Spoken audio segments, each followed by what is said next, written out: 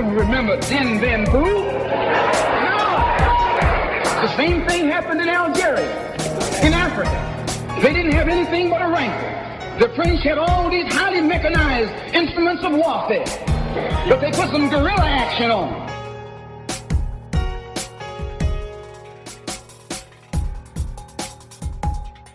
Hello and welcome to Guerrilla History, the podcast that acts as a reconnaissance report of global proletarian history and aims to use the lessons of history to analyze the present.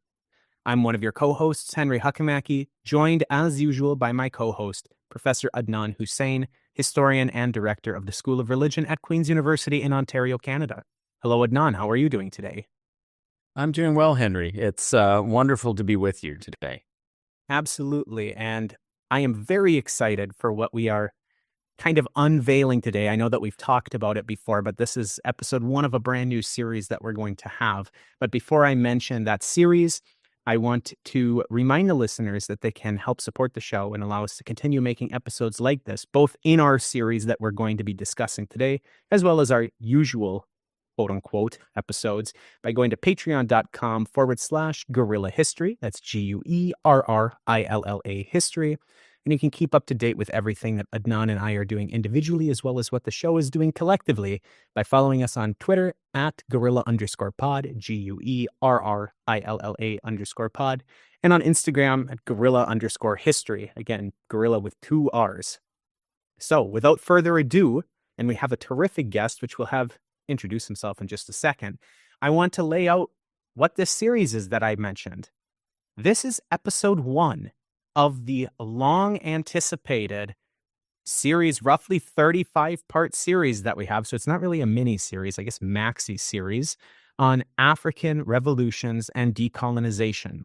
We already have all of the episodes planned out. We have most of the guests selected, and we've already recorded a couple of other episodes in this series.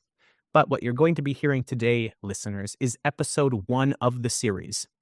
Every other week, you will hear an episode of the African Revolutions and Decolonization series on Friday, our usual release date.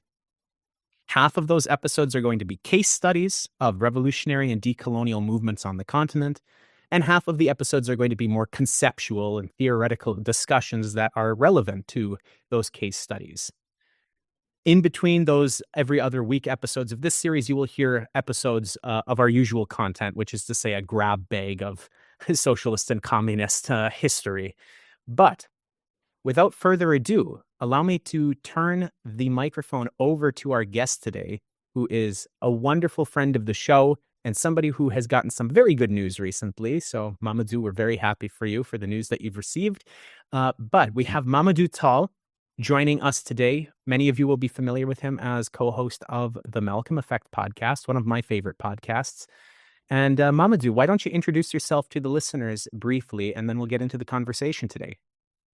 Absolutely. And thank you so much for the opportunity to be in conversation with you both. I am a massive fan of the show, and I credit a lot of my own intellectual journey and trajectory to this show. So from listening to it to finally being on it is an honor and privilege for me. So my name is Momodou Taal. I am the host and co-host of the Malcolm Effect podcast.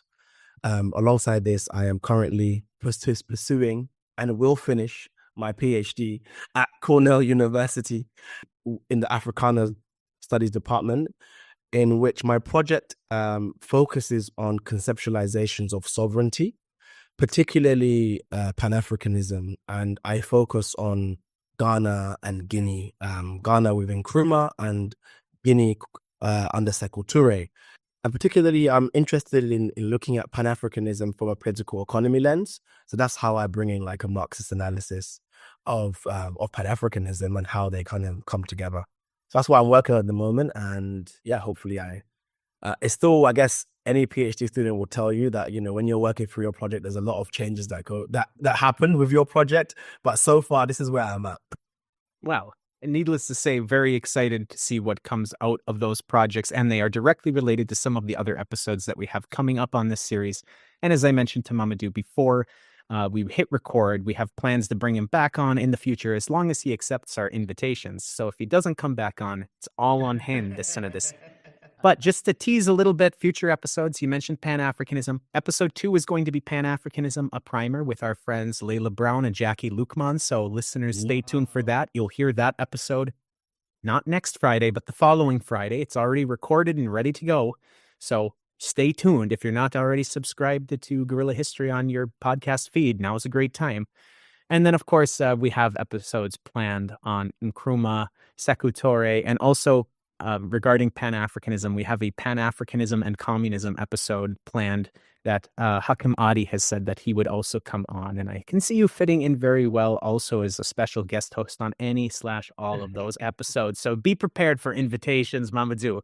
But without further ado, the reason that we're having this introductory episode is not to start diving in and going really deep on any particular African revolution or decolonial movement.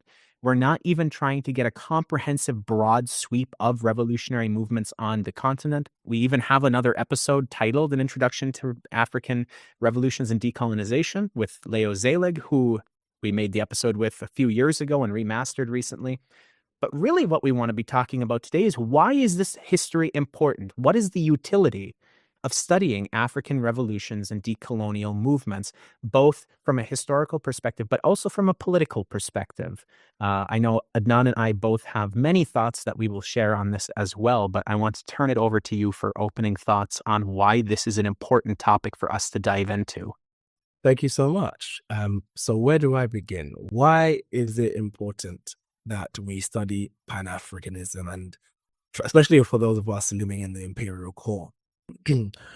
I mean, whenever I introduce Pan-Africanism, I always start with the quote of Fanon, in which he says, "Each generation out of relative obscurity must fulfill its mission or betray it." And then I also read that in tandem with Marx when he speaks about, paraphrasing, that men make history, but not out of their own conditions, right? Out of conditions that are transmitted to them. And I think what Pan-Africanism fundamentally does, we can have many definitions of Pan-Africanism, and we have many kind of orientations of Pan-Africanism. But I think fundamentally, for me, how I understand it is that it's a political orientation. And if we are talking about Marxism not as dogma, but as a theoretical tool and a theoretical and an apparatus that helps us understand the unfolding of history and helps us understand reality, then I think it is imperative that we engage with the tradition of those who are involved in a dialectic of imperialism versus anti-imperialism. And we understand that Africa particularly is obviously a place that has been under the boot of imperialism, and the developments of Marxism that come out of Africa, I believe fundamentally speak to issues of like race, of class, of those of burgeoning kind of professional managerial classes. And we see similar patterns for those of us who live in the West as well. So in why I think it's important, and fundamentally, this is actually my project, why I was fundamentally looking at Guinea in this time, was because I noticed that, okay, within Guinea, it brings together so many aspects of the world as we know it today. So in Guinea, you have a understanding of battling French colonialism, and we understand European colonialism is different to like US imperialism in many ways. And, you know, shout out to Samira Min for teaching me that. And then in Guinea, you have an example of like, you know, within presence of Nkrumah, we have an understanding of, not, I wouldn't say the failures, but the contradictions that emerge when you're trying to understand national development, right? And what kind of nationalisms are healthy, what kind of nationalisms are not so healthy, and how do you overcome those contradictions? Guinea was also a safe haven for internationalists, and you find that Black internationalist perspective. So I find that you can take many African socialist, communist revolutions, you can pick many of them, and you'll find similar themes. So I fundamentally, for me, it is one of theory and praxis why I think we understand and study Pan-Africanism. One, that I like to see how Marxism was developed in African conditions, and also what lessons can we learn and draw that apply to our time today. I agree that there are so many lessons, and the example that you gave of a place like Guinea and how it encapsulates so many different aspects of contemporary history um, is a great illustration of that. In general, I would offer also the point of view that the salience, and you started with Fanon, and of course he's the great theorist of decolonizing, of settler colonial power. That the African continent provides a lot of very key examples of forms of colonialism and the great variety of ways in which European nation states and the global capitalist order tried to subordinate indigenous peoples around the world to extract their resources, to undermine any future possibility of their sovereignty and self-determination and so on. And so it's a very important history, even as we're dealing, for example, today, today's we've seen that the movements that have been active in the imperial core, objecting to, organizing against, and showing solidarity for the Palestinians, has taken the frame of thinking of it and analyzing the state of Israel as a settler colonial project that is continuing a history and of settler colonialism globally that's been so important in reshaping the world system and the world economy in the New World, on the African continent, in Asia, and that's unfinished business still. So we need to look to these histories of resistance to settler colonialism, of which there are many examples on the African continent, to try and understand how does the Zionist entity fit into this? What do we learn from resistance? And of course, again, coming back to Fanon, he was a great theoretician of that. I'm wondering if you have any other thoughts about the kinds of examples of settler colonialism that are so powerful and important for contemporary, resistance that we should pay attention to. I think we'll try and get to many of these in our series, but I think it's worth meditating on the particular utility right now of looking at these cases and examples of settler colonialism on the African continent, the resistance to them, the way in which decolonization happened. So I'm wondering if you have any sort of thoughts, on that. Absolutely, and I thank you so much for raising that point, because as I understand, Zionism is particularly probably some of the most harshest and crystallized forms of colonialism and white supremacy, right? And I'm just thinking, if you take it back, I'm thinking of M.A. Césaire here, in which he speaks about the techniques that were perfected on African bodies. For example, we see the first genocide of the 20th century with the Nama and Herero people, right? And that was conducted by the Germans, right? And they later on go on to become the Nazis, right? But those techniques in which they developed on African bodies then go on to be exported to different peoples around the world in the global south. But we also, as you said rightly, we see a tradition of resistance to these technologies, for example, and think about, and it become particularly salient in our time when we think about the genocide taking place right now, and the question of settler colonialism, and the question of apartheid, right? A question of, we think of South Africa comes to mind straight away. Algeria comes to mind straight away, right? These settler colonies. But I think particularly with what the analysis of apartheid does for us is that it gives us a structural analysis of how Israel operates in the West Bank and entirely in the whole occupied territories. But it also allows us to see where it doesn't match up in the same way. Because for all, and again, this is never going to be apartheid isn't that bad. Of course, this is a terrible and disgusting and atrocious system of operating.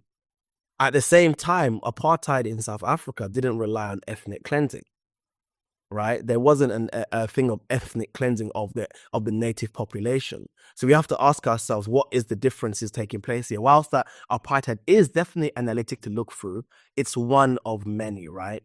And we have to understand, what is it about the particularities of the Palestinian cause and the Palestinian scenario that requires ethnic cleansing in the way that apartheid didn't, right? And also, obviously, apartheid was also brutal. We understand the French in Algeria. We think of Sétif, right? Brutally killed native populations. But I think by looking at these scenarios, looking at settler colonies, particularly the African continent, for me, it allows for comparison, but also allows us as for departure points into developing new theories and analysis.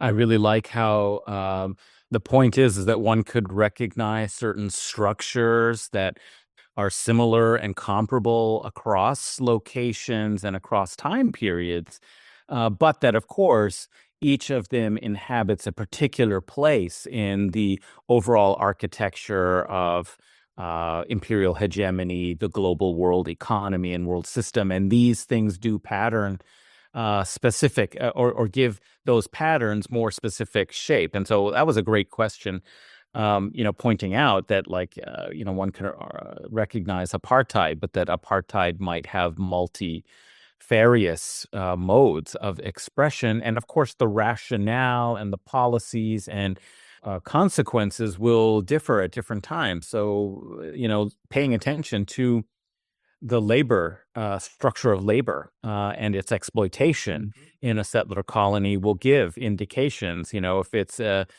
plantation style situation where you need a subordinate labor population to inhabit the factory complex, the plantation complex, and so on, then there is a need to manage these populations through apartheid, but not to eliminate them, because they need to be there for labor and there's scarcity of labor. What's happened, of course, in the case of Palestine is that there was a kind of labor dependence on Gazan and West Bank labor over the course of, since the 50s until probably about the 80s, 90s, when, because of the globalization of labor markets, if you want to put it in that, kind of crude neoliberal sort of way, the fact that labor could be mobilized and moved and so on is that it has allowed, the Israeli settler state and the apartheid to see Palestinians only as a surplus population that is resistant and undermining of the project, and to, replace the labor. And then thus, it's only once they can really replace the labor, then they can undergo a different kind of phase of genocide. So I think that's a very good and important point, that if you look at the African continent as well, settler colonialism had certain features that are comparable across the cases, but they might have differed given, particular features of the way in which society was organized, the labor was structured, and their position in a global, geopolitical economy that might shape, the situation differently. So Kenya is a settler colonial situation, but with a white farming class. So they want to replace as many people and take over the land, as opposed to, one where there might have been more attempt at industrial, and dependence upon industrial labor in some of the South African sort of cities, or mining, and exploitation of natural resources in various ways. So that is a great point, that we need to look at many of the specifics. We get a lot of information about comparable structures that are relevant for us today. But of course, things change. That's the importance of history, is looking at the actual material conditions. So that's a great point. I just wanted to underscore and elaborate on that. Before you hop in, I just want to let the listeners know, if you haven't been listening to all of our episodes, when Adnan is talking about labor migration in Palestine, we have an episode that is directly on that topic with our mutual friend, Ali Kadvi, who I should thank again by texting him and say, Ali, thanks for all of the wonderful work you do. I do that like once a week just to remind him that his work is invaluable.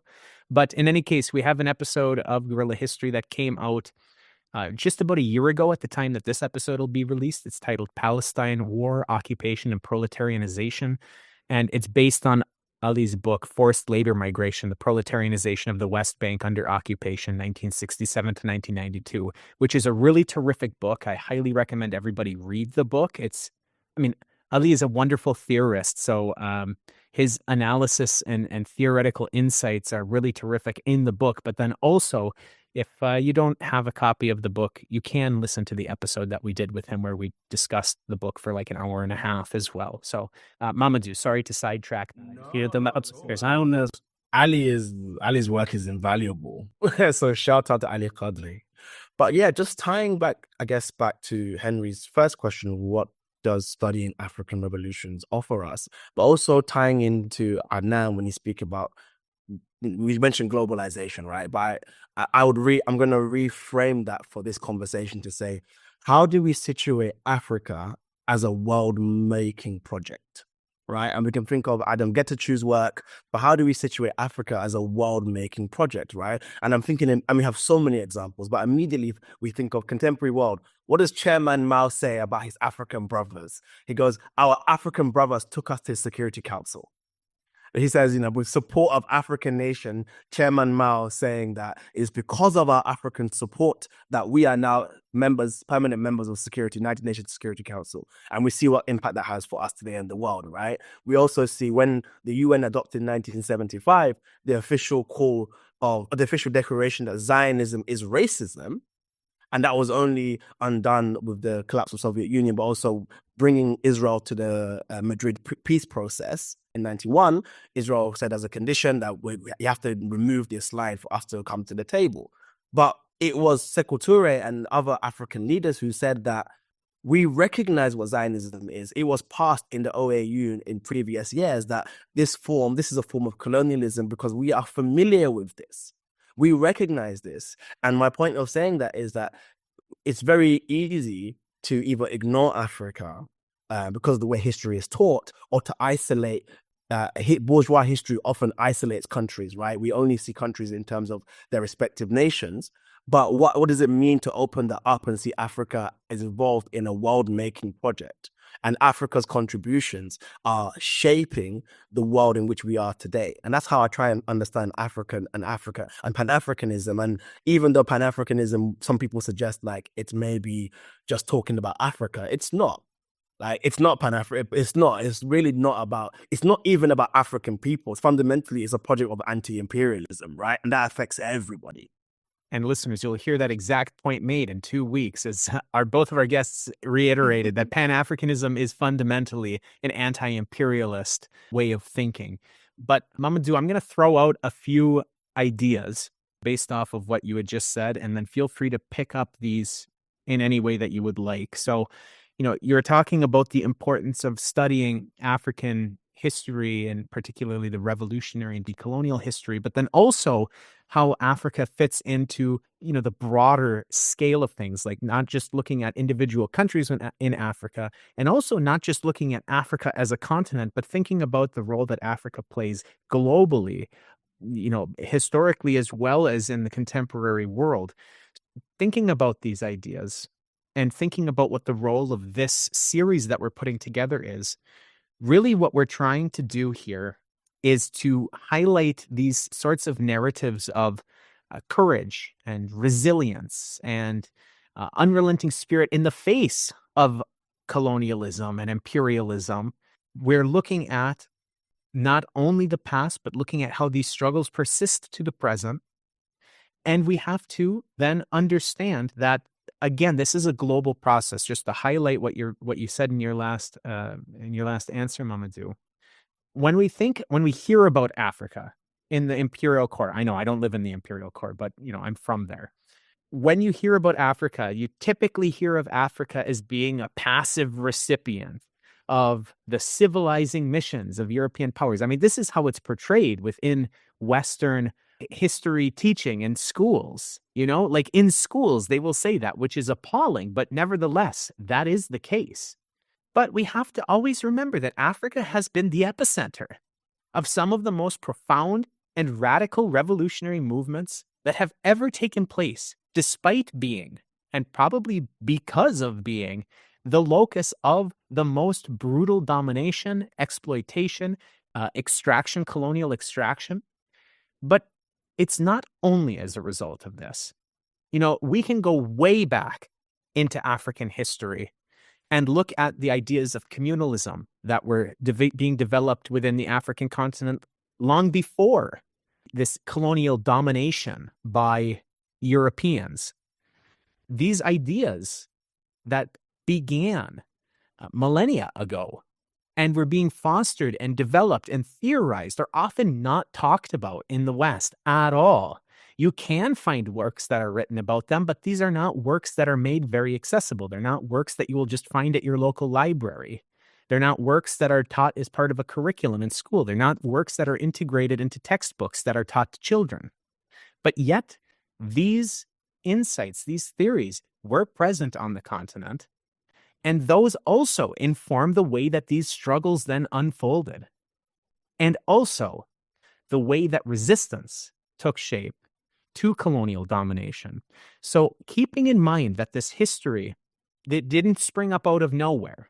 There was history before the history that we're talking about, and we will dive back into that to try to understand that and put these pieces together to hopefully get an idea of where the revolutionary spirit, where the resilience, where these ideas of how resistance can take form.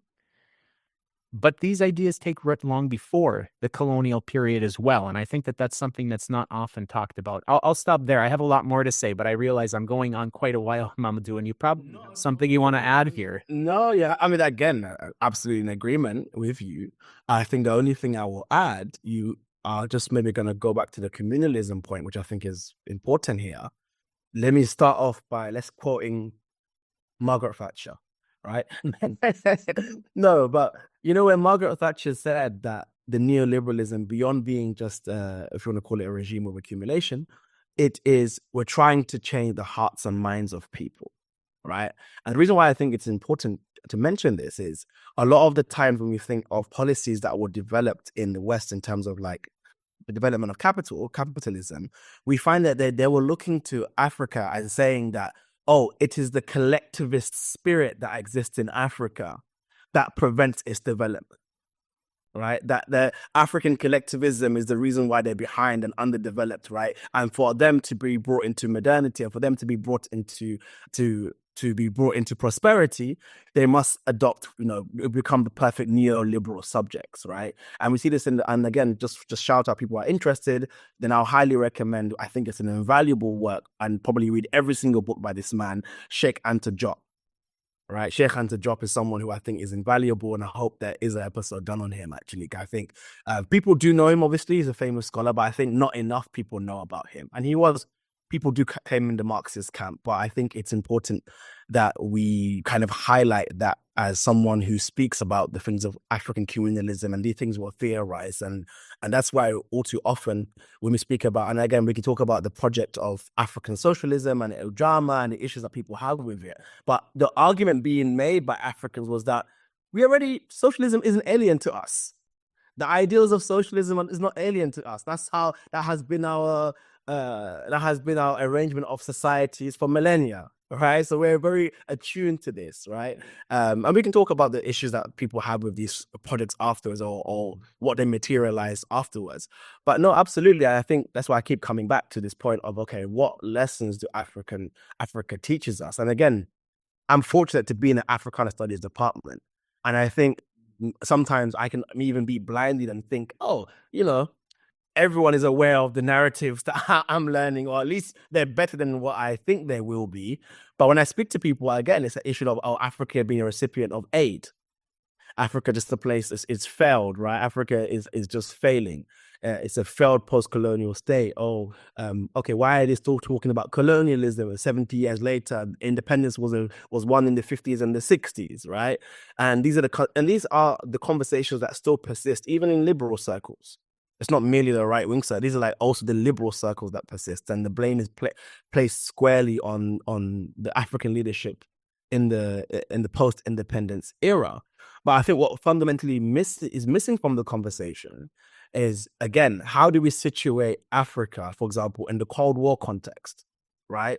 How many of us are actually aware of how the French literally by way of assassination and assassination, gutted Sawaba, for example, which was like a French African communist movement in the continent, which was wiped out by the French. And this is before independence. This is before countries even achieved independence, right? And then so on. And then how do we then read, like for me, Fanon in conjunction, he's seeing like the nascent stages of independent. And then you get to Cabral, where we had like 10 or 15 years of independent, and we're seeing what issues come about, right? So I kind of feel like I constantly try to like hold these contentions, and I feel that once again, it offers so much for the contemporary world, because we're thinking of issues of like race and class and colonialism, or domestic colonialism as well, particularly as it pertains to Black people, but not just Black people. I kind of try to hold, okay, what does Africa offer us? And these are some of the themes that keep coming up for me. Yeah, when you said, African people think socialism is not an alien idea to us, that nailed exactly what I was saying in a much more concise and probably much, better way than I was trying to articulate. But that was exactly the point that I was trying to say, is that, these ideas were rooted in tradition and were developed over time. And, the various things were borrowed from alternative traditions, but there is development that takes place, but it does come from somewhere as well. So, being respectful of these traditions, but then also thinking about where were these new insights coming from is going to be important as we go along with this study. But also to add in just a couple more things, and actually I'm going to turn it to Adnan and Momodou at the end of this, because I think it'll relate to something that you both can talk about quite a bit. But before I get to that, I just want to say that studying African history, especially the decolonial struggles, we cannot treat this as an act of charity or exotic curiosity. No, this is a moral imperative for those of you on the left, particularly those of you in the imperial core. This is an absolute moral imperative that you study and grapple with this history of revolutionary and decolonial struggles on the continent. You have no excuse anymore, now that we have a 35-part series coming out, to not be at least fairly familiar with these sorts of struggles, their successes and their failures over decades. We have to also understand, as we've pointed out several times already, the interconnectedness of global struggles against oppression and how that relates to the African continent. And we have to also, as much as we can, dismantle Eurocentric narratives that have skewed the perception of this history in the ways that it is taught, as much as it is anyway. But the Eurocentric narratives are very, very much ingrained with the way that African history is taught, even on the left, which is why, listeners, you will find as we go through this series, the majority of our guests that we have planned and some of whom we have lined up are from the continent itself, and generally from the countries on which they are speaking about, particularly in those case study episodes.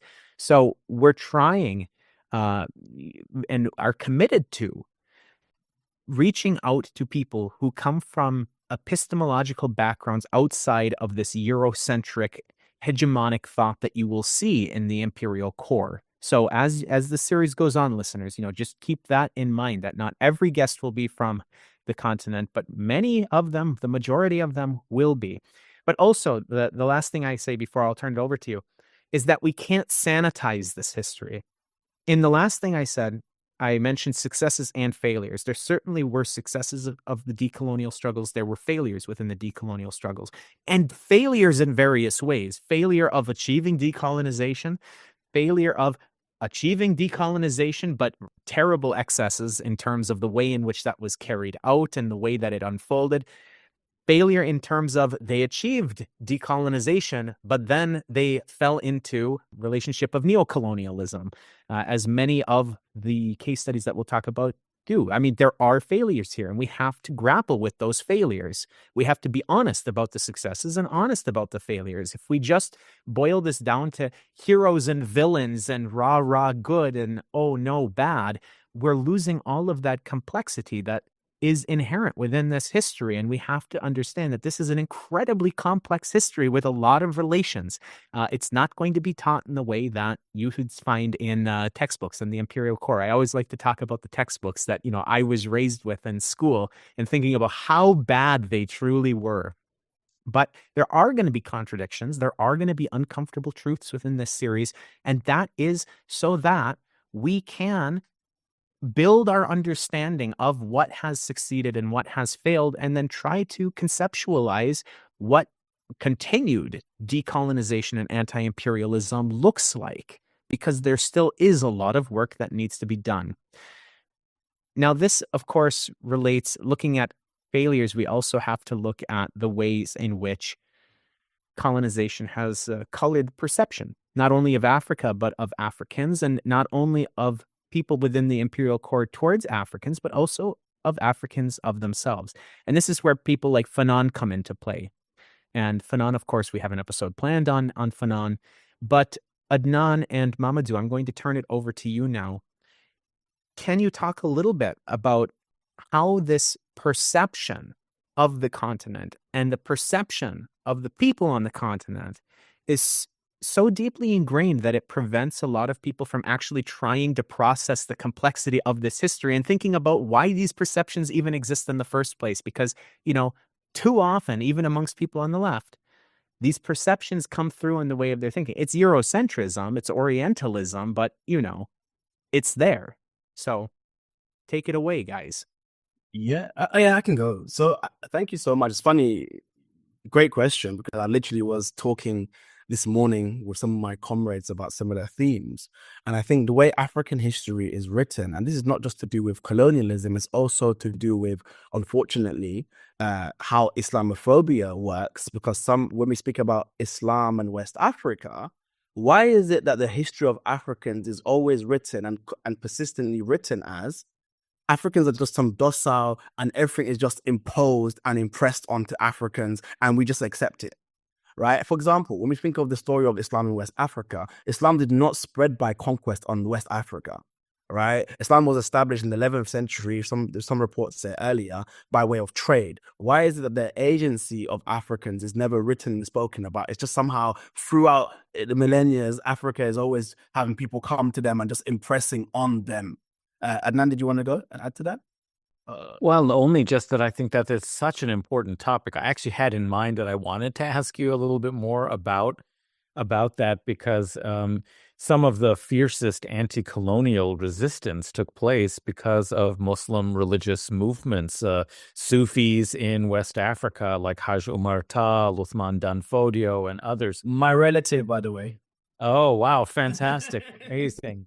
We definitely will have to come have you as a guest for a guest host and a guest for that episode. But I mean, I think the point here is that passivity, that sort of sense of Africa as just the victim basket case of modernity, because it's been mired in pre-modern, forms. Even the idea that, monotheistic religion really couldn't be indigenous in some sense to Africans. They just have these, kind of traditional spirit religions and so-called animism and so on. And, although it's true that Christianity existed since the time of late antiquity, in fact, actually Christianity is older in Africa than it is on two parts of the continent, North Africa, but also in East Africa and, the Horn region, Abyssinia, as it was called in the past, is older than it is in Europe, but nonetheless, that's a kind of religion that is introduced to much of the West Africa through colonial era missionaries. But Islam was already there for, as you're saying, centuries upon centuries, and it's so often characterized and represented as some alien import or imposition that isn't important in, really understanding Africa and Africa's revolutionary capabilities and histories and legacies, much of which are tied and bound with religious movements that provided a kind of structure and organization for radical hopes for freedom and for liberation in fighting against, British and French and Spanish and Portuguese, colonizers on the continent. So I think that was a kind of very important point to raise, is that we have to have a much more textured and complex idea of what Africa is. It is a product and shaped by many centuries of history where there were changes and developments. And that's the problem with so much of how African history has been narrated and talked about. It's framed entirely through modern colonialism as the start of Africa's, history, and then again purely as a victim of, European exploitation. Of course, that's what we are going to talk a lot about Europe's exploitation, but to think that Africa didn't have like a dynamic. I mean, why did they want to colonize so much of Africa? It's because it was a source of incredible wealth, of knowledge, of it was. I really loved the way you said, introduced us to this, Africa as a world-making, region. Is that it's actually been so important. Any understanding of global history in both the modern and the pre-modern world really depends on an appreciation of very important developments taking place on the African continent and their relations to other regions. So I think that's a very important point as well, is that doing African history is global history. And I think that's especially the case when we're talking about the Cold War, about these movements for resistance against colonialism. They really ushered in a new era, like Bandung in 1955. That is a launching point for a kind of global solidarity for decolonization. It had its successes, it had its failures, it had its weaknesses because it was a statist project at that time, but it inspired peoples around the world to dream of freedom, of a post-colonial future, and the end of, colonialism and racism, which was one of the planks of the, of the Bandung principles, that it outlined. And it's from that period forward where still at that point, most of the African continent was under colonial control, but that helped, really inaugurate and initiate movements, as did, of course, the Algerian struggle for freedom, and so on over the course of the next decade, but other movements across the continent. And it's a world transforming achievement that really shaped the non-aligned project. The larger kind of global order was really shaped by the fact that there were all these new post-colonial nation states. And, one could argue that the colonial construction of international law and a lot of the other institutions and arrangements that we're seeing fractured and fragmented now by their very contradictions, and the end of, you might say, of that kind of period of global institutions. In some sense, the contradictions were sharpened by of this kind of liberal order, the sort of international rules-based order, or the international legal regimes that preceded it, and were meant to be less cynical than, the international rules-based order. Those have been put under extreme pressure by the fact that there are nations of the global South, many of whom, were from the African continent, that have demanded, that the international system actually try and uphold the so-called universalist principles. And we've seen, of course, deeply cynical abandonment of those, but that's only because of those resistance struggles in the 60s, 50s, 60s, and 70s that have really reshaped the geopolitical world. So without understanding what's happened in Africa in modern history, and even in its pre-modern history, I don't think it's possible to understand our world. And that's a very important point that you raised. And just to kind of add on to that, then you thanks for mentioning like how Africa is spoken about in terms of passivity.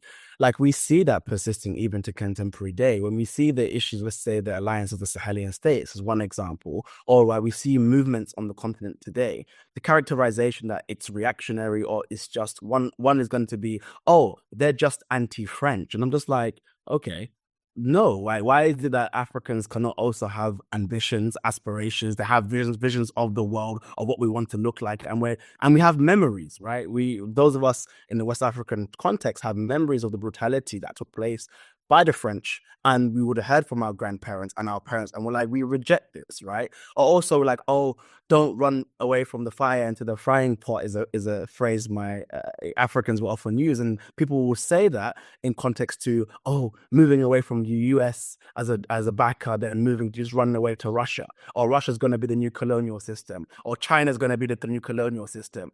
How about, no, we actually think, you know what, this is a bad deal that we're getting from one place, and we realize we can get a better deal from another place. Like, I think that's my issue I'm constantly having, even when leftists speak. Again, we can talk about the kinds of leftists, but that's for another day. But the way, the characterization I'm hearing of the movement on the continent today, it's either as if we have to be perfect from the outset. Africans are not allowed to experiment and try and fail, because again, this is feeding into narratives of or kind of backwardsness, a kind of almost like an essentialized backwardness on African peoples, which I think is deeply, problematic and racist. But also, when I'm thinking about today, the kind of, I guess, the reinscription of Cold War logics, it's like, no, I'm speaking to people on the ground. They're very clear in articulating who their enemy is. They see the enemies as French colonialism or French imperialism and the bourgeoisie of these countries. And this is coming from the young people on the ground today. And I think, like, what frustrates me when I hear people speak about this, as if there's no agency taking place there's no agency or no account of the agency of these Africans today.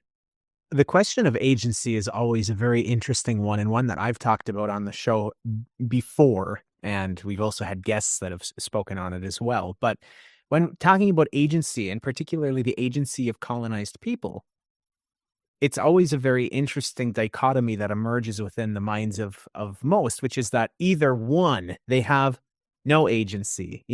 They are this passive, resistanceless mass that just accepts what happens to them without any analysis of why things are happening to them or any analysis of how to change these sorts of things. But on the other side of that dichotomy, we also have the people that fixate on violence. They fixate on, well, these people are savages. And I'm using, of course, air quotes here, listeners, which I'm aware that you cannot see, but nevertheless, I think it's obvious that when this essentializing of people as savages, this is just racist, but also is racist in a way that it propagates colonial mentalities and colonial imperatives. This goes back to that civilizing discourse that we had a bit earlier, and that, we've talked about in various other places on the show. But it is really interesting that there is this dichotomy that emerges within the minds of most, that either they are completely passive or they are completely savage, and they just resort to some extreme form of violence and bloodshed anytime that the opportunity presents itself. Neither of these analyze the relationships that are taking place and analyze the ways in which the people actually are grappling with the reality of their situation. It's like they completely take out any sort of thought process in a way that is extremely racist. The question of agency is one that I've talked about before, so I'm not going to belabor the point. But, anything that you want to add on that, Momodou, I think that this is a really important question when we think about colonized people, that we don't think about agency nearly enough. And I think it speaks to, like, again, the unfortunate perceptions people have of African peoples, even amongst the left, because I don't understand, when I'm speaking to leftists, why does the structural analysis go out of the window? Why is it like, yes, of course, and I agree with you, I'm not someone to fetishize agency. Of course not, right? I am very aware of the ways in which people operate within structures, and that structures even the options available to them in their action. Absolutely, I recognize that. But when I'm speaking to so many other people, I'm like, oh, why is it that you could have a structural analysis and all too often will excuse the racism that exists from white people in the Americas, in North America, as, again, a structural issue, but that analysis then doesn't match up or is translated or understood or applied to African peoples on the continent as well. And it's something, again, this is not everyone, of course, but this is just, again, some things I have noticed. Well, it's another interesting issue is that, in contemporary discourses, when, neoliberal or liberal historians, quite apart from, as you're saying, the right wing and, more racist assumptions that are made about Africa and African peoples. So often the explanations for the failures of post-colonial nations, isn't structural analysis, as you're pointing out, but it often targets these cultural components. You were mentioning, of course, the idea that, without individualism and, some kind of neoliberal sense of individual agency, this is the reason why Africa couldn't develop. But likewise, there is also the discourse about how the projects of national development were just short-circuited by corruption, like as a sort of evanescent force that it's just ambient in the African social and political context, is that, well, that has undermined the ability of state projects to develop, with no historical contextualization of the way in which neoliberal regimes of structural adjustment created all kinds of new conditions in which what's called corruption is just the necessary privatization of the state that was really encouraged and is in fact even part of, these policies of defunding state institutions, in order to, meet their payments and so on. And so, there's a whole structural analysis in which, that's often missing, and it becomes about some kind of cultural, problem or cultural force or individual, bureaucrats and leaders enriching themselves and so on, which isn't to say this isn't happening. And we have, the quality of leadership that was produced in revolutionary, contexts and so on. Of course, all these critiques have to be there, and we have to analyze those conditions. But it's so much a part of the natural reflex of blaming the victims, as it were, blaming the victims of a global world system and making them solely and exclusively responsible in ways that they wouldn't do in other sorts of contexts, because there are different assumptions that are there. I think the other question that, Henry, you raised, and this is a very interesting theme, I think, that we'll be discussing when we look at particular revolutionary movements and struggles for decolonization, is the role of violence, right? This is always seen as some kind of very controversial sort of topic because it undermines liberal norms. And, everybody around the world was supposed to decolonize and achieve independence by having a passive resistance movement and making salt, on the beach and vote out the colonizers. Yeah. Right. And be given a chance for parliamentary opportunities to vote out. Yeah. Yeah. And so, that's going to be a kind of an interesting topic. And I just recalls to mind, Mahmoud Mamdani's analysis about the importance of violence as a structuring kind of tool for what's legitimate and illegitimate politics, and where there's a rational kind of purpose, the way reason is deployed and understood, that means there's politics. And so that makes it legitimate. And when there isn't, then it is just, and of course, when those reasons and contexts are occluded, then it becomes savagery. It becomes, barbaric, and because it has no reason and purpose, it is just some kind of a description of the dysfunctional characteristics that that legitimized colonialism beforehand and legitimized neocolonialism and the regime of the international order through neocolonialism. So I think that's going to be a very interesting kind of theme to see.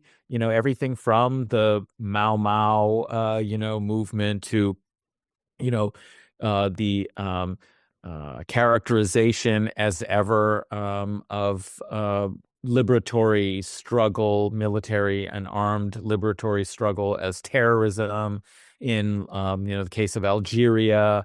I think we're going to see that, of course, as a feature of colonialist discourses critiquing resistance. And that, of course, has so much salience in our own age and in our own era. So that's going to be a very interesting theme, I think, to look at the overall character of that discursive move and what is at stake in it, and then also to look at specific cases, but you have the Malcolm effect as the title of your podcast. One of my favorite. There's so many wonderful things Malcolm X said, but one of my favorite things that he said to kind of connect in a transnational way the idea of colonialism and resistance to colonialism on both sides of the Atlantic as having a connection to one another is when he said in one of his later speeches before his death, when he said, "In Alabama, we need a Mau Mau.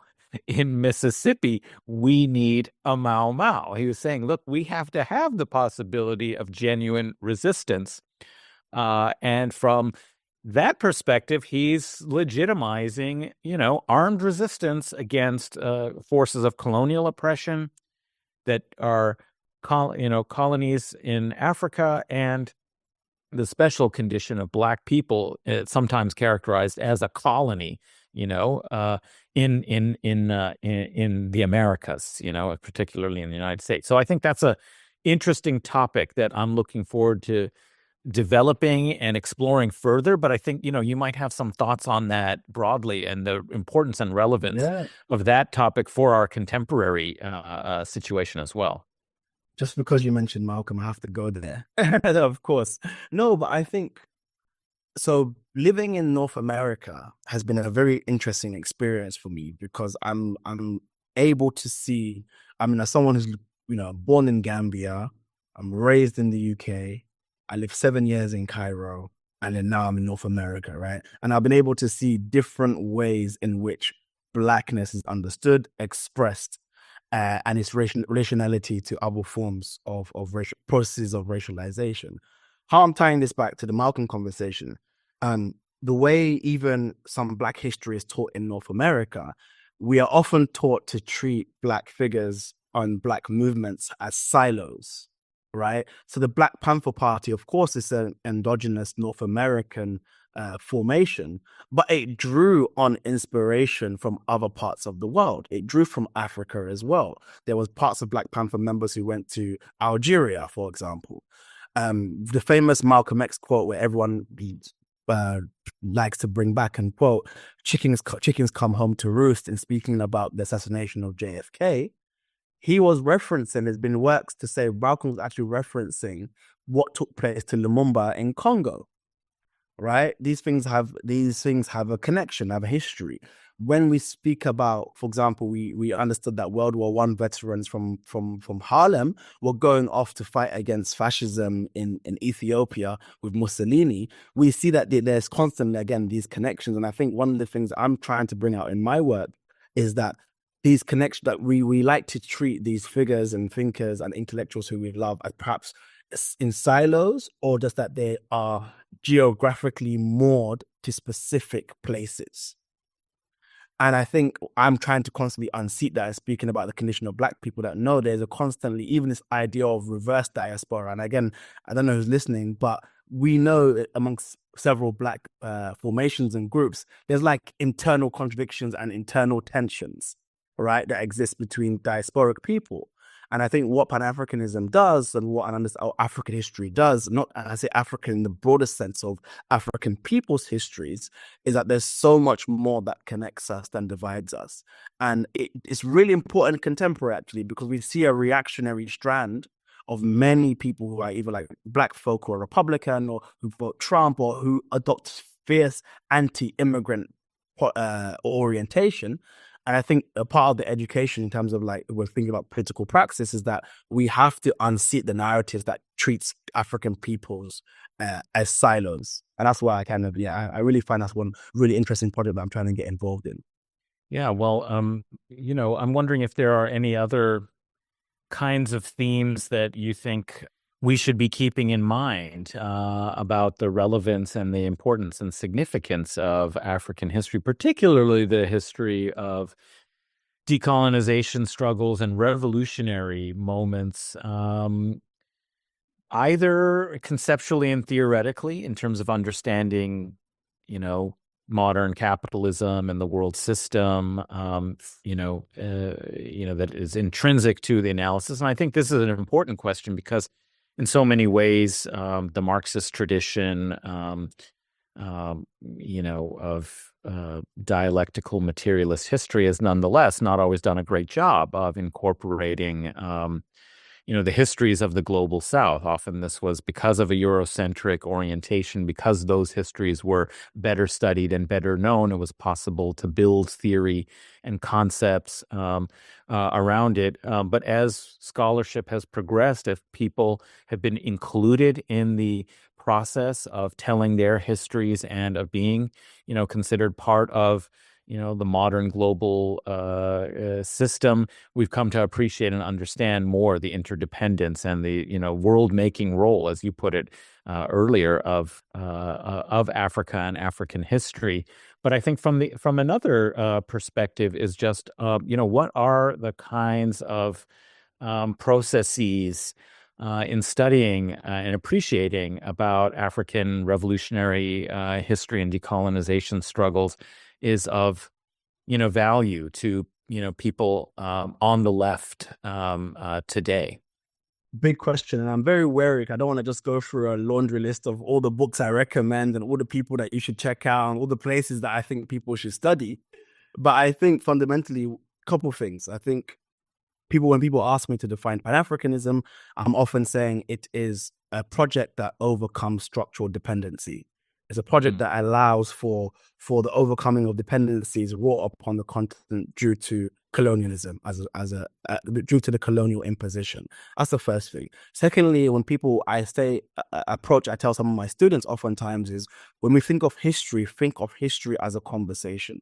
Think of history as inheritance, meaning that when you're reading someone like Cabral, don't isolate Cabral from the thinkers that came before him, because Cabral is also reading those thinkers and he's departing, he's adding to, he's modifying due to the increasing conditions. And also as well, don't freeze the African continent. We all remember Lumumba, but how many of us are in touch with what's happening in Congo today? Right? We can talk about Sankara, but how many of us are understanding what's happening in the Sahelian region today? So I often think an approach to history is that it's continually moving and unfolding, and Africa is no different, right? So right, we could even say that decolonization is a continuing process, so there's always going to be new moments in the history of its struggle. Yeah. Absolutely. No, absolutely. And that's kind of the approach I've been taking to tell, okay, we have to, and I think it's fortunate that we can put someone like Fanon and Cabral in conversation, because again, Fanon, you're seeing, okay, what was the aspirations of the kind of first decolonial independence movement, and then 20 years later, what is their assessment? 40 years later, what is the assessment? And even contemporary scholarship definitely exists about the African continent today, and that is still being and also I think it's in this moment, what I find particularly interesting is I'm loving, again, there's like a reclamation of Marxist analysis by many African scholars once again, right? Whereas I remember a lot of the literature on Nkrumah, just a side point, was like doing everything to discount him as a Marxist, to say he's not. And funny enough, you often find a lot of racist themes that, these African leaders didn't really understand Marxism, or they didn't really understand because they diverted on these certain opinions, but no. And we're taking them as thinkers and developers of that tradition, which I think is important as well.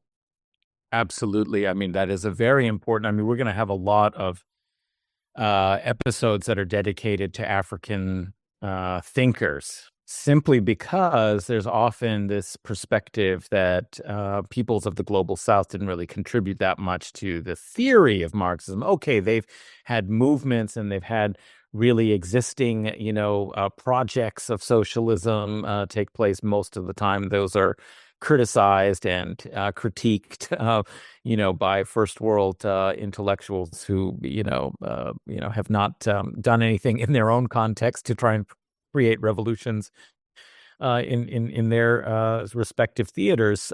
So it's often in somewhat bad faith. But I think, really we need to appreciate that there's been so much creative, and it's not creative in terms of imagination. It's built from the experience of struggle and the material conditions of liberation and decolonizing that has been such a productive kind of place for new vantage points that I think first world Marxism, we had a great episode with Gabriel Rockhill talking about Lasurdo's book, Western Marxism. And I think the big picture point there is that if you don't take into account colonialism as a structure, as a phenomenon, as fundamental to the world order, you're not going to really understand the contemporary world. And likewise, you're also not going to appreciate the way in which Global South is a fecund arena for generating, potentially successful. And, I think there's more potential, frankly, in the Global South of revolutionary movements in our own age. And already the accomplishments of decolonization and these sorts of struggles, many of which were subverted, which is a big part of the story that's relatively ignored in these judgments about post-colonial states in Africa. I think it's going to be an important recognition and realization for many Western Marxists when we actually start having episodes on the richness and variety of conceptual and theoretical contributions that adapted liberatory ideologies and theory to their circumstance. And it's not just the big hitters, as we mentioned, Fanon and so on. Although even today, there are, Marxists who, are tweeting, read more Marx, less Fanon, I got into my own little spat on Twitter over that because I can't think of a theorist who's more relevant in the contemporary moment than Fanon when we're dealing with settler colonialism, its relationship to empires, and it's not a simplistic theory. Fanon himself is the one who theorized the pitfalls of national consciousness and the way in which a kind of new comprador class would emerge in the neo-colonial. You had compradors under, direct colonialism, and you would have them realign, and maybe they would replace others, but there would be a class that could position itself in the new weak post-colonial states, for coming out of war and decolonization struggles.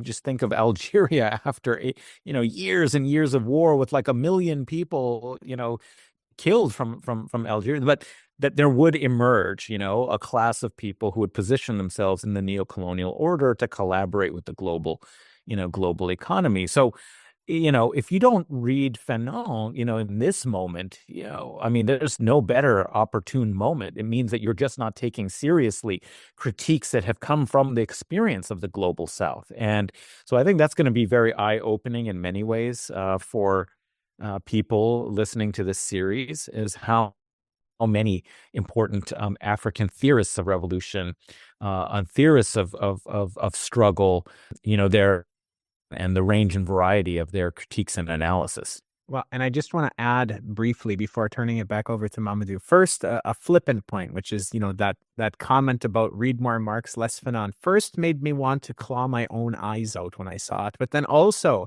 it made me very glad that I am located on the opposite end of the earth from the person who made that tweet, whom will remain nameless here.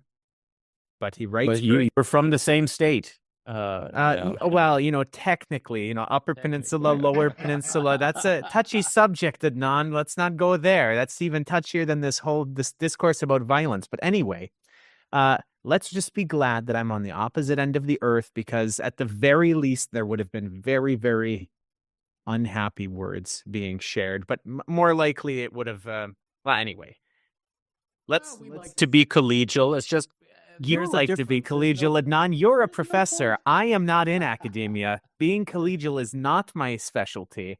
In any case, to get back on topic, and before I get too angry again, I did want to mention something else about Fanon and something else about these African thinkers. So Fanon is, he's not as widely read as he should be, especially by people who say that we should be reading less of him. They're just demonstrating that they haven't read enough of him. But anyway, getting back away from that for a moment, Fanon's name is well known, even by people who haven't read his work. But there's also a lot of people, particularly on the left, who have read Fanon's work.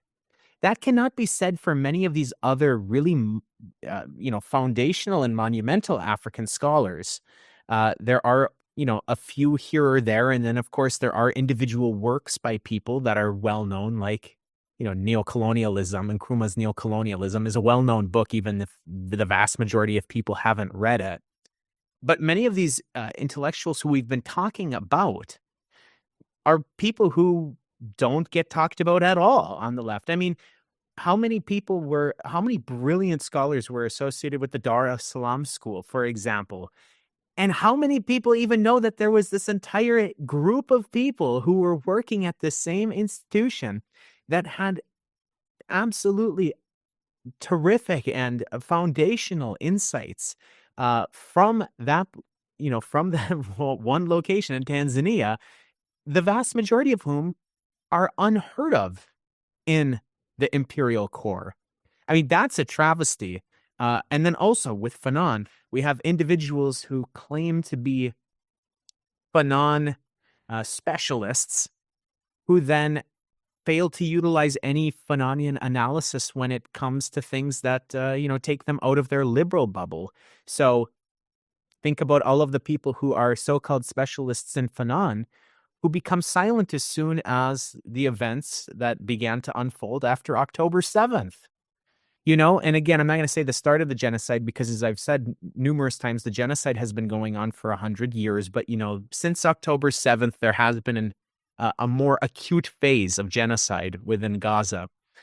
But we have these individuals who, in theory, should be well equipped to analyze what is happening in Gaza, and they become absolutely silent. Or they don't become silent, but they take up some of these same sorts of colonial narratives against the colonized people that Fanon himself would have railed against. So, we have these two problems. One, that Fanon is not as widely read as he is, but even when people do read him, if they are reading him from a liberal perspective, they're not utilizing the profound insight that Fanon provides for us.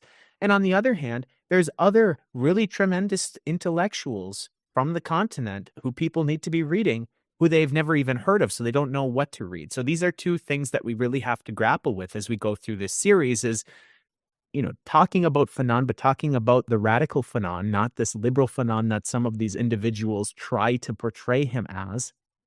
I don't know how they managed to, but anyway, that's a different question. But then also shining some light on some of these other radical intellectuals from the continent who otherwise their work doesn't get seen in the imperial core. Henry, I know there was no question there, but No, but Henry, you mean to tell me that decolonization isn't a metaphor? Yeah, that might be the title of something, Hamadou, something that, I don't know if we've actually talked about that paper on the show before, but anyway, if we haven't, we should at some point. But yeah, may have. I don't remember. We have over 200 episodes. I lose track of what we have and what we haven't talked about. No, I think you raised a brilliant point when it comes to, because naturally when people engage Fanon for a radical lens or even, I would say, true to Fanon, it's going to indict them. Right, they become indicted because they and it's going to make themselves be placed into a quite uncomfortable position because it will unseat a lot of their liberalism that exists in their own work. Right, you see that time and time again, and I've seen that it happens so much when engaging these thinkers. But yeah, I guess just to kind of add, I don't really have much to add to what you said, other than just a cheeky plug, because I'm trying to think of the ways in which these thinkers speak to our contemporary age. Is the last essay in Toward the African Revolution, in Fanon's Toward the African Revolution, in which his analysis or speaking about the death of Lumumba, I think is mandatory reading for everybody who wants to speak or understand about like imperialism today.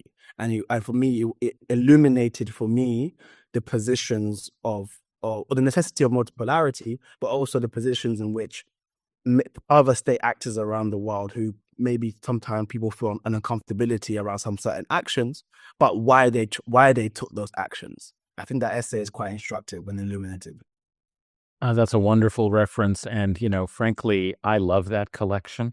It's much different from Fanon's other writings. It's not Wretched of the Earth, Black Skin, White Mask. It's not La Cinq Ans, a dying colonialism, as it's been translated, from the French, that have more obvious theoretical points and discussions. But these are essays that he wrote for El Mujahid, the newspaper or journal of the FLN, and were geopolitical insights and analysis of contemporary world events and the things taking place elsewhere on the African continent from the vantage point of the struggle in Algeria against French colonialism and for national liberation. And so they're wonderful because they're historical documents that, as you're pointing out, given the world situation today, there are still many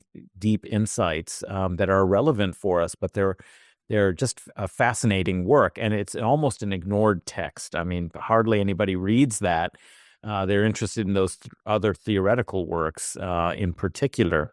But when I say read more Fanon, it isn't just read more of The Wretched of the Earth, to deepen your understanding, of his analysis of settler colonialism and resistance to it. But it is also that, you have to kind of also see the model that he has for interpreting global events. We are right now participants in a very important period in history. Our actions and activities now, the character of our struggle now, is going to make a difference for whatever phase we're entering in the future with the end of the unipolar hegemony into what we like to say is a multipolar world, but the way that is going to be shaped is open, and a dying colonialism, well, similarly, a dying empire is extremely violent, extremely unpredictable, and so it's very important for us to see somebody with Fanon's, sophistication and theoretical analysis working through and interpreting contemporary events from the perspective of how do we advance our revolution by observing what's happening in the world. Where are these lines of connection between our struggle and other struggles? And so it's really a wonderful collection that I think I agree anybody should read the essay you mentioned, and I think the whole collection is really excellent. And I don't have much more to say about that because that's just a great recommendation. But I did want to say, maybe some of the other themes or topics that I'm really looking forward to in this that I think are of relevance and connected to our contemporary moment is, of course, thinking about labor on the African continent and the regimes of labor, everything from enslavement to, kind of contemporary, labor under, the conditions of extreme neoliberalism and so on. So I think that, and migration of labor and movement of labor, that's, I think a very important kind of suggestion, theme that will be crucial for this series.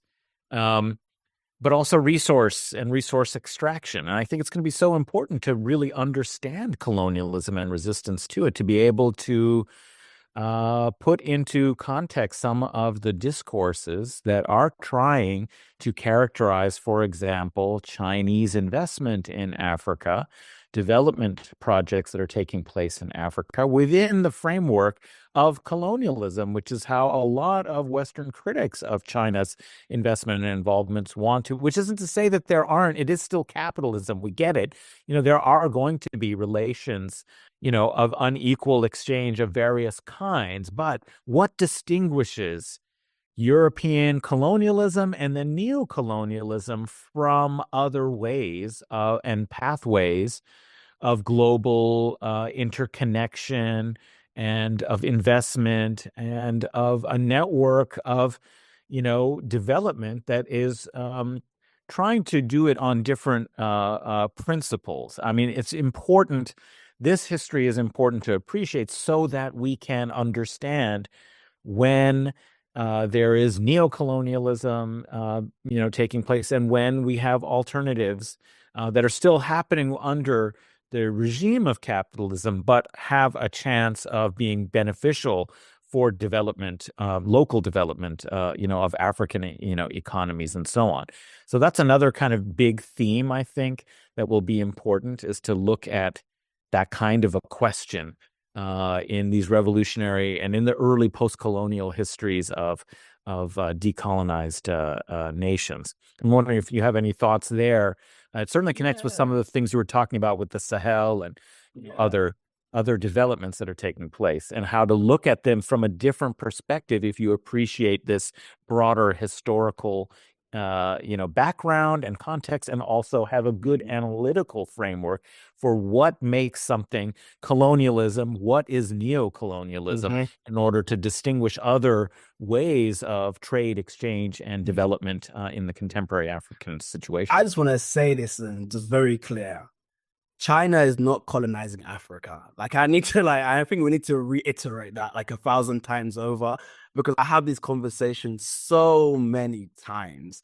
Now, as you quite rightly, and I think it's just an honest conversation, is there exploitation? Of course there is. Capitalism, right? China is investing into places in which the social relations have been produced out of colonialism. China did not create those social relations. All right. So of course exploitation. I'm very comfortable in saying that. But this kind of glib and kind of lazy intellectual scholarship, intellectualism that just says China's colonizing Africa actually just really does frustrate me. And I'm sure you do more on this series, 'cause I don't want to go too much into that. But I think as well, again, situating Africa and seeing it in what it can teach us today.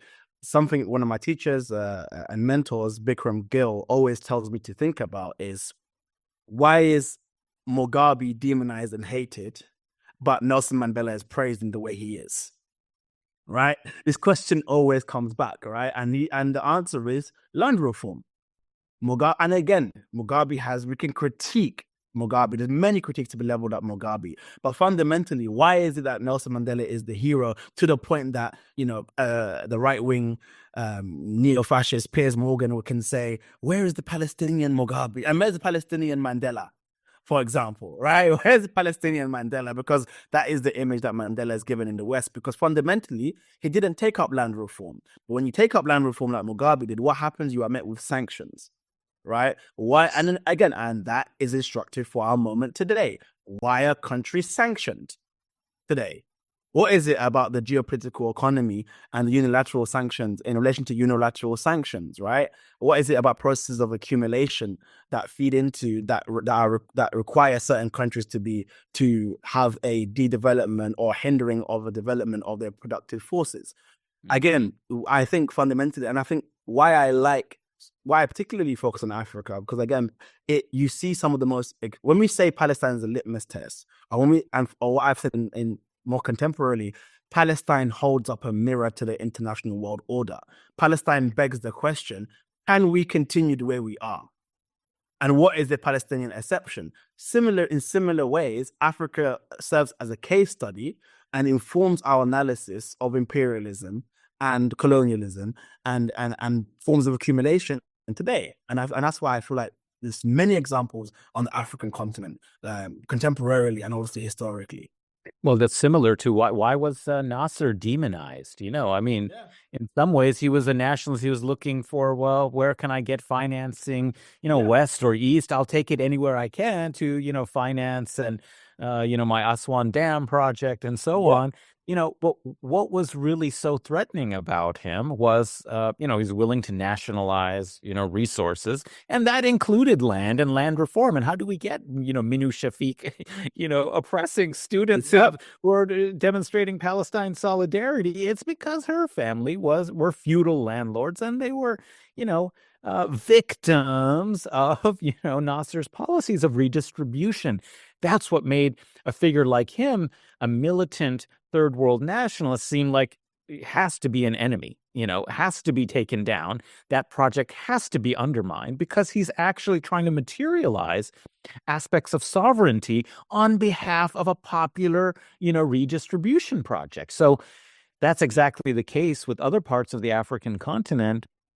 is that when there was land distribution, that was really evil, from the perspective of the colonizers. And, that was a threat to the neo-colonial order.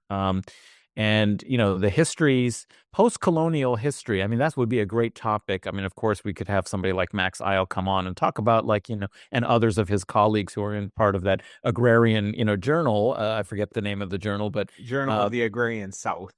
That's right. Journal of the Agrarian South is that, the conditions of the post-colonial nation, you can see the different trajectories out of decolonization, whether both geopolitically, but then also socially, like the ones that did do land reform improved the social base. It just happened. However, they became geopolitical enemies of the United States and Europe and were subject to all kinds of, as we were saying, geopolitical violence of sanctions or marginalization and so on, or coups to take out these leaders and reverse those gains and so on. And the countries that didn't take the path of some form of redistribution of the land, which was the basis of wealth in these societies, as it has been historically in global history, they're, maintained their feudal elites. They maintained such inequality that it has devastated and hampered the development of those countries. They've never had a chance because they didn't take that, key step. So I think that's an important, kind of question, for understanding revolutionary projects. What were their real goals and objectives? And of course, distinguishing between bourgeois sort of political revolutions or political decolonization struggles, and then being incorporated quite easily into the neocolonial, system. What is it again? The franc, those countries that maintain their currency. franc. So yeah, the CFA franc. Exactly. We have an episode planned on that, as we do in most of these topics that you've mentioned. It's an important topic, but the distinction between those countries versus ones that actually had a radical revolutionary project of redistribution, those had different histories. And so this isn't a one-size-fits-all understanding of, African revolutions. They had clear differences, and there were different kind of forces and aspirations and political logics that at play that helps explain a lot of what's happened in many of these countries subsequently. I'm going to hop in here because I know Adnan has to leave very soon. So that'll be Adnan's closing remark. I'll make my closing remark, and then we'll give it to Momodou to wrap us up entirely. But a couple of recommendations before I hop in. So I know that we had mentioned Zimbabwe. Momodou, you mentioned Zimbabwe recently and sanctions. Now, a recommendation, not on an episode that we had, but part of a series that we did. Listeners who were listening to the show over a year ago will remember that we had a Sanctions as War series, which we had 10 or 12 episodes, which was based on the book, Sanctions as War.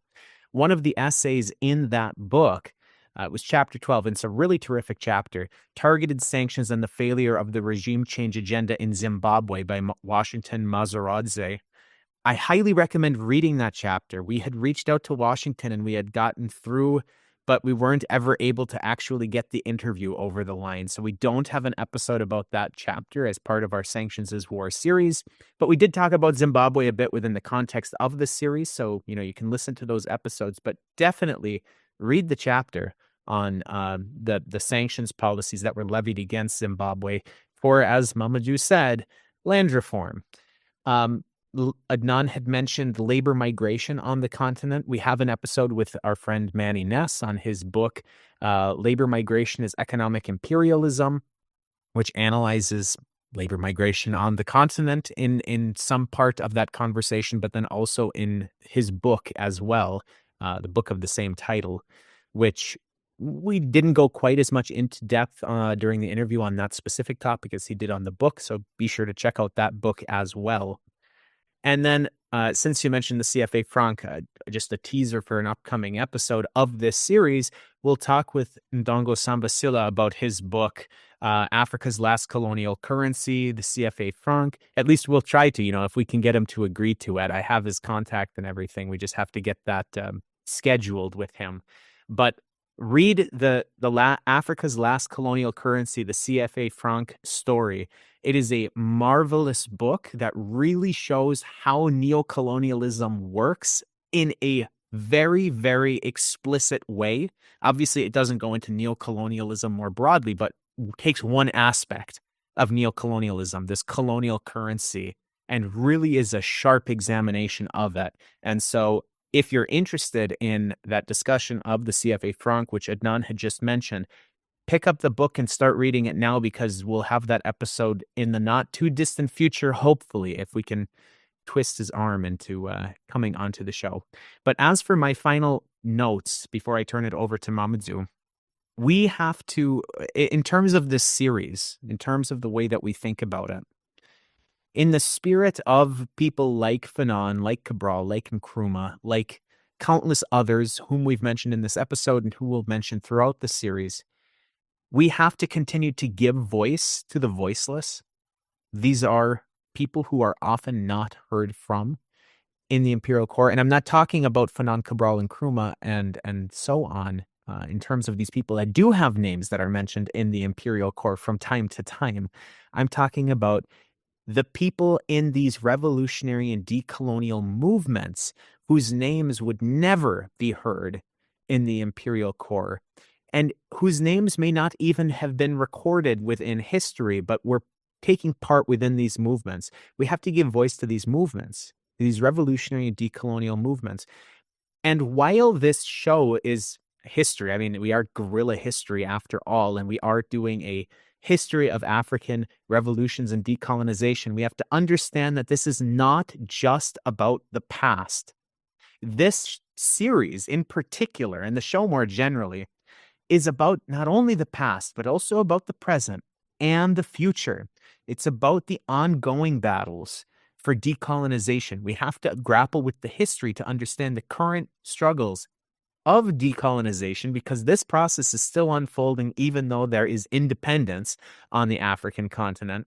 And we also have to understand that there needs to be a decolonization of minds as we go about this process. We've talked about the problems of Eurocentrism all throughout this conversation, and the way that European epistemologies are focused on entirely, whereas these thinkers from the African continent who are analyzing their own condition are never talked about in the West. These are things that need to be confronted. There is a decolonization of the minds that needs to be taken place, as well as an analysis of how to further decolonize the continent, reclaim stolen lands, build an equitable future for the people of the continent. And I'm running out of steam because it's late in the evening. Otherwise, usually to get more steam, I have to get more angry, and I'm angry, but I don't want to start shouting. So I'll turn it over to you, Momodou, for a much more sharp and incisive closing than I am capable of at this point. I don't know how to follow that, honestly.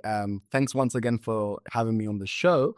I guess I think in closing, if you want to be a serious thinker, if you want to have a higher level of analysis that is reflective of geopolitics and world conditions as they are, then I just implore all listeners to take the question of Africa seriously in their thinking and in their analysis. The modern world, you cannot understand modernity and from a material perspective to an ideological perspective without understanding Africa. When we think of all the tropes that were then used on indigenous folks in other places, a lot of the time the tropes that were used, we found them also being used either first or later on in Africa.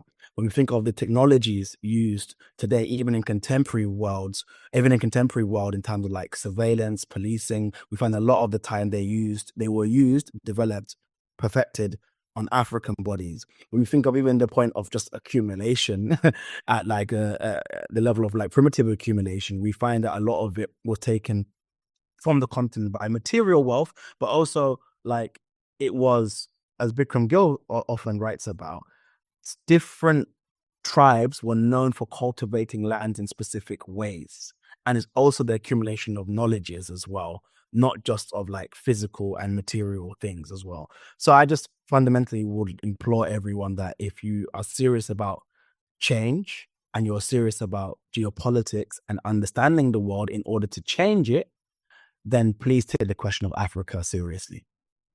Yeah, absolutely. Momodou, can you tell the listeners where they can find you on social media, where they can read? I know you have some essays that have come out recently. If you can tell them where they can find those. And also tell them where they can find The Malcolm Effect, which I will reiterate because I was being quite sincere at the opening of this episode. Really is one of my favorite podcasts. It's not quite as frequent as I would like because, I'd like to learn more from you and your guests all the time. So there's my one criticism of the show. We need more Malcolm Effect, but it really is one of my favorite shows. I've learned so much from you and from your guests on that show. So be sure to tell our listeners where they can also do the same. Thank you. Yes. So the Malcolm Effect on Spotify, on Apple Podcasts, and most podcasting platforms. You can find me on Twitter. It's my name, Momodou Taal. On the Instagram, it's The Gambian. And I have a few op-eds out from Wonderwise. For New Arab Statesman. I have a few op-eds coming out. Also, the pre-orders for The Malcolm Effect Revisited, which is a book that I am way in delaying of publishing. But it's coming out. I promise the people. It should be out. People should have their copies in December. I'm just waiting on the forward at the moment from a scholar to be sent in, and then it's all good to go. And other than that, please reach out, engage. Point taken. I'm trying my best to get more of the podcasts. This life has been, very busy and interesting right now. But fundamentally, again, just a shout out to both of you. This has been one of my favorite conversations ever. And I can only ask, I'm going to hold you to account so listeners can hear. You both have to come onto The Malcolm Effect now and have a discussion with me. Anytime. Happy to do it. Happy. It will be great. Yeah, I mean, I'm a bit crazy. We're a weekly show and we're often recording multiple episodes per week in case Adnan is traveling because, Adnan is a renowned scholar that gets invited to speak at places and things like that. So I always think everybody should be as crazy as we are, but I'm well aware that there's actually something wrong with me. So that's neither here nor there. Adnan, tell the listeners where they can find you and your other podcast. Well, you can follow me on Twitter at Adnan A. Hussein, Husain.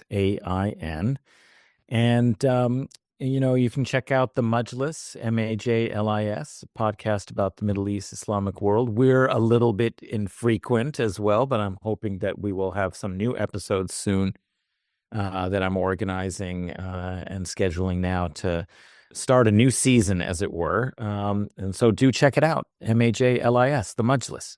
Absolutely. Highly recommend that. I learn a lot from the Majlis too, although if I'm going to complain that the Malcolm Effect is too infrequent, Adnan, I have very bad news for you. But we're even worse, I know. Significantly. It's an order of magnitude, but I take what I can get. I don't have that much time to listen to things anyway, but I always make room for the two of your excellent podcasts. As for me, listeners, you can find me on Twitter at Huck1995, HUCK1995. You can help support the show and allow us to continue making episodes like this, as I said, both within this series and our, I don't want to say normal content, but the other weeks of stuff that we do by going to patreon.com/Guerrilla History. That's GUERRILLA History. And you can keep up to date with everything that we do individually and collectively by following us on social media. Twitter at Guerrilla_pod. That's GUERRILLA_pod. And on Instagram at Guerrilla_history. Again, Guerrilla with 2 R's.